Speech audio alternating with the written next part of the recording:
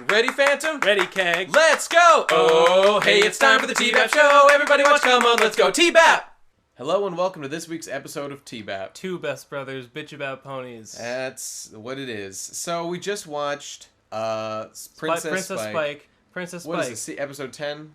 Season 5? Sure. Yeah. Anyway, first impressions. Keg, take us away. To be honest, I didn't hate it. Yeah.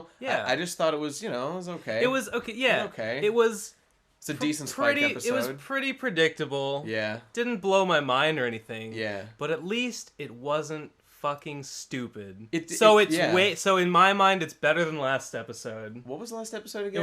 It was the background pony 100. Oh. So yeah, I mean. Oh, by the way, I want to make a quick amendment. That was actually a 10 out of 10 episode. I just want to correct that for the record. Yep. So because that's just what it is. I wasn't feeling good. I was feeling angry. Are you serious? No. Good. Okay. Good. Let's not leave any room for debate here. No. Neither of us like that episode. Yeah, this episode dumb. was significantly better than last week's episode. Even though I episode. didn't really love this episode. Okay, forget that one. Yeah. Who cares about that? That's in the past. Yeah. What matters is now. What matters is Princess fucking Spike, which was fine. I'd give it the feeblest, least enthusiastic of thumbs up. Yeah, that seems about right. It was a Spike episode.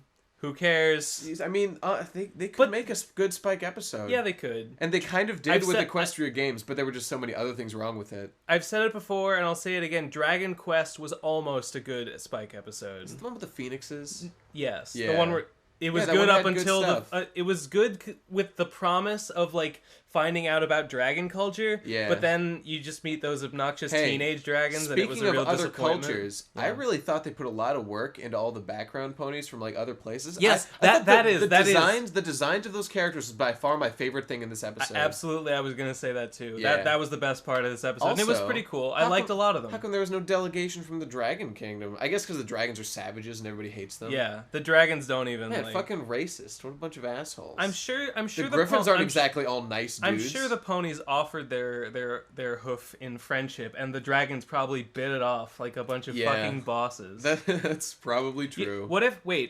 they sent a crystal pony as to the dragon delegates, and they just fucking ate them? They just ate them. That would be awesome. I hope that's what happened. Okay, so what a fucking massacre that would be. The whole delegation was devoured. Okay. Princess Twilight Sparkle blamed for sending crystal ponies to the dragon delegate. Turns out it was fucking Spike. Oh shit! He was consorting with his own kind, trying to feed his people. Spike tried to mend bridges between the two, but he just caused a fucking massacre. And of course, he'll be executed for being a traitor to pony kind, despite them raising him. As will Twilight for being related, no matter how tenuously. That's right. As will everyone in Ponyville.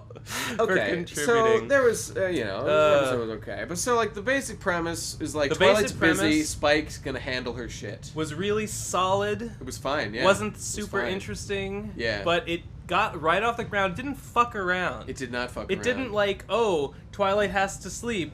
Oh, but will she be able to sleep? Blah, blah, blah. No, it just, it took, less than a minute. That it's okay, Twilight's tired. Yeah. Spike, don't let anyone wake her up. And he's like, okay, episode begin. Right. And so, I don't know, we kind of get the stuff he always does, where he tries to do stuff, and then he fucks it all up. And, there was this whole thing with, he really craves the power of a princess, and he, was enjoying being in charge, which is understandable. Hang on, let me shut this dang window. Yeah, we got a lot of fucking dick-ass motherfuckers driving by. Wow, that didn't Bunch of diamond dogs on their fucking motorcycles out there. Get the fuck out of here, you assholes. Anyway, what were we talking about? I was just saying that, Nothing about Spike's conflict was super exciting, but it was fine. Spike, it was fine. It worked. Yeah, I could believe that Spike would get carried away with this power, and I could believe it all just works. Yeah. Like, yes, people will do these things on Princess I thought a couple Twilight's things behalf. were a little dumb, like dragon sneeze trees, or like, whoa, what's up with that? Are those a real thing? Whatever. Yeah, I've seen I've seen them. Just look out the window. We have one right there. Yeah, well, I mean, this is like the capital city. Like, why are they trying to alienate these? Hey, maybe they're there as headcanon time. They're there as a defensive measure against dragon invasions. Hey, what do you? Yeah. Now that's the kind of thinking I can get behind. Yeah. I'm gonna adopt that. Let's go for that. Let's go for yep. that. So. And at the end. Yeah. Sometimes the resolution seems a little too clean. This time I thought it was going to be like, oh, everyone's just going to forgive Spike for destroying the city, but no, like, yeah, everyone's just like, they were pissed. We're pissed, but you made a mistake. There's nothing we can do about it now. Yeah. So let's all just me. And then I thought the joke at the end was actually really well executed. Where it ended before. Yeah, that was great. That was great. And it's like, it's really kind of like like, because they're all gonna see that like it wasn't really his fault because it's like a dragon sneeze. I guess thing. so. Yeah. I don't know. I felt like that would exonerate him a little bit. I really like they ended before he destroyed it. Like if they ended it after he destroyed it, I would have been like, this is the worst.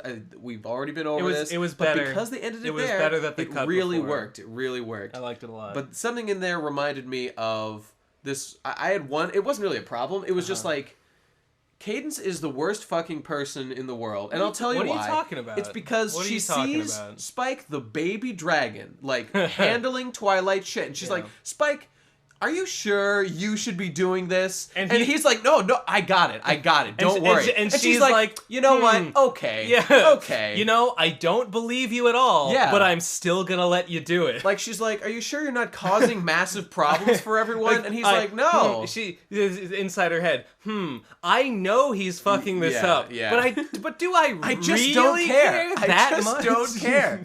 Cadence is a fucking asshole. All she right. doesn't give a shit. No, you're right. No, I totally agree. This is almost as much her fault.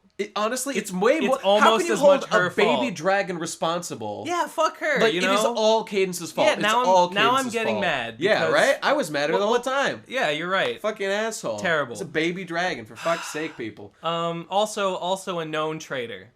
Yes. Consorting with non-princess scum like everyone. Like everyone. All right, marrying outside the bloodline, not acceptable. Right.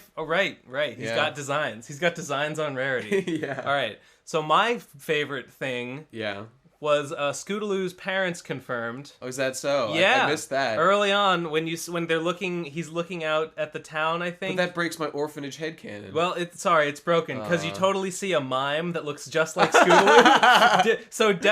She's orange and purple, and definitely... Oh, yeah, I remember that. Definitely... What happened here? She was so ashamed of having a crippled daughter that she ran away and joined the circus. Yes, became a mime. What of her father, though? Dead. Perhaps he was dead. Dead of shame. Dead from shame. Her father died in childbirth. Due to shame, but yeah. Sure. Father died in childbirth. Mother ran away and became a mime in Canterlot. And joined the circus. Who among us would have done any different? None. All right. None. Great stuff.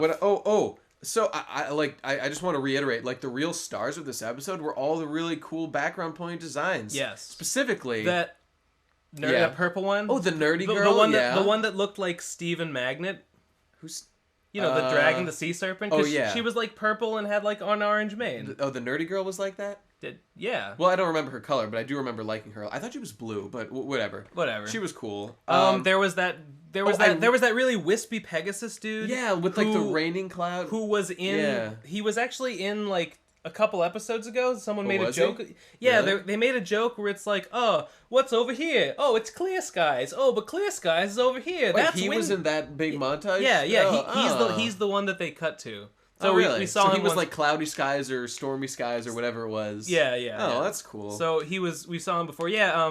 I really liked that little scene. Man, I thought that dialogue was great. And that one scene between. There's one delegate who's like, she's a girl and she's yellow with like a golden mane and she has kind of like almond-shaped eyes. I know exactly what you were talking about. I was going to actually point out that she has a palm tree cutie mark, which confirms Jesse Wood's OC of Tequila Sunrise. Oh, you think that's Tequila Sunrise? Tequila Sunrise. Only she's a unicorn when Tequila's an earth pony, but whatever. Same shit. She's clearly from, like, Hawaii or something. That's a very important distinction, though. We can't go conflating. Okay, whatever. I also really loved the scene with the dude from Manhattan, the New Yorker, and the Maine-Annapolis girl. I think it was Winnie-Annapolis. Oh, what the fuck kind of name is that? But okay, because Winnie's, horses, I get it. We Winnie. I get it, but like Minneapolis. I was whinnying like it's Minneapolis. 5 seconds before we started this I didn't catch the name of that, but I thought like, okay, I heard the Annapolis, so it's Minneapolis, so let's call it Maine-Annapolis. Like that works so much better. No, that's actually really dumb. And if they had picked that name, that would have been really dumb. It's so much closer to the actual name of the real fucking city. Yeah, but it's a terrible pun and it doesn't fit the. What? You think Winneapolis is a better one? Winnie-Annapolis, yeah, because it's just you take the original and you change one letter. It's not one letter. You have to add this whole like Minneapolis. Minneapolis is the name of the town. You know, I don't think I've ever known for sure if it was Minneapolis or Well, now you fucking know. It's Minneapolis. So okay. Winneapolis but my point is a top 10 out of 10. Those 10 out of 10. All right. Pun. That scene between those two, I just really enjoyed. I really loved the dialogue between the two, and the way at the end they just like immediately reconcile. And I can't remember what they said, but as they were walking off, and they were like, "Oh well, no hard feelings between us." Just like, "Oh yeah, you know it." I don't know. I just really liked both those dudes. I liked the background characters. They were her awesome. hat. I loved her hat. That was yeah. Well, I don't know. I think I've said that's all I've got to say. My piece. It was fine. It was fine. It was kind of predictable, but it was fine. Not something that would make me like excited to watch more, but like it was okay. And it didn't outright suck. It did not insult me in any way. At any point. Yeah. Which, as far as I'm concerned, is a win. Yeah. Even like good episodes, usually I'll find myself being like, oh god, at least one point. This time, no, I was just like, yeah, okay. I guess I felt a little bit like that when I just saw Spike fucking everything up again. I was just like, okay, we're doing this. But I don't know, it wasn't that big a deal. It was fine. Yeah. It was fine. So, I don't know. yeah, I'd give it a 6. I'd give it like a 6. I don't know. 6.5? Yeah, something like that. 6.5? What did I give last week? A 0? I can't remember. Whatever. Just wondering. Whatever. Oh, I want to make a quick change, though. At one point, Spike outright says that he just wants to feel like a princess, therefore confirming that he is, in fact, a faggot. So I have to give this episode a 0 out of 10. Yep. You know what? If clearly Spike just has, some transgender issues. Yeah, in addition to his transracial issues, which, I can totally get behind. I fucking fully support him, Keg, so get that hate speech out of my fucking show! All right, well, that's going to do it for this week's episode. Hope you guys enjoyed the episode, okay?